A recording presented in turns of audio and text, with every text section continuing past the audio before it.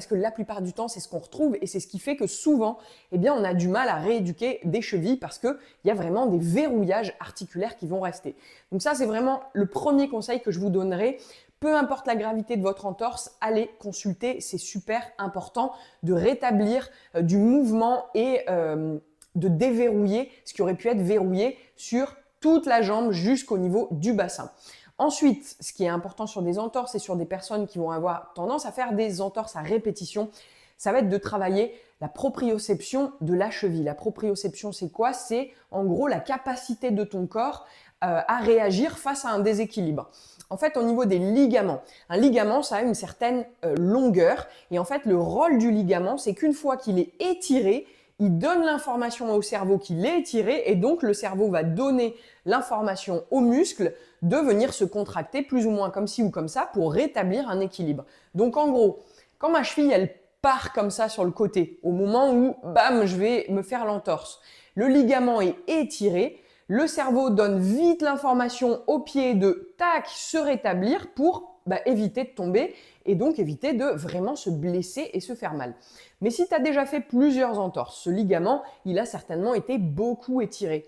Donc sa capacité d'étirement est plus importante et donc lui-même, il va commencer à être étiré plus tard qu'un ligament lambda ou en tout cas que ton ligament avant qu'il ait subi des entorses.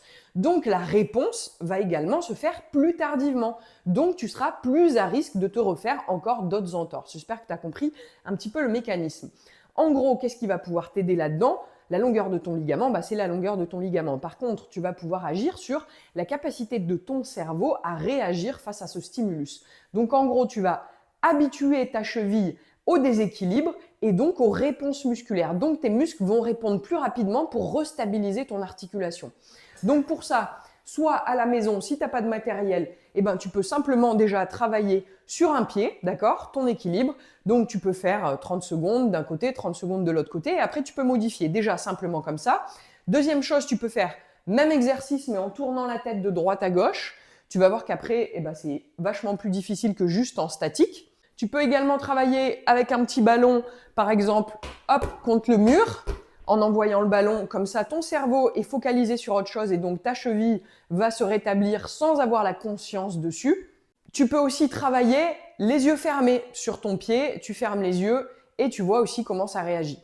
Ça, c'est des petits exercices simples, pas besoin de matériel. Et si tu fais ça de manière régulière, vraiment, tu vas renforcer ton pied, renforcer la capacité de ta cheville à réagir face à un déséquilibre. Et donc, ça peut vraiment t'aider dans ce processus de éviter les récidives d'entorse de cheville.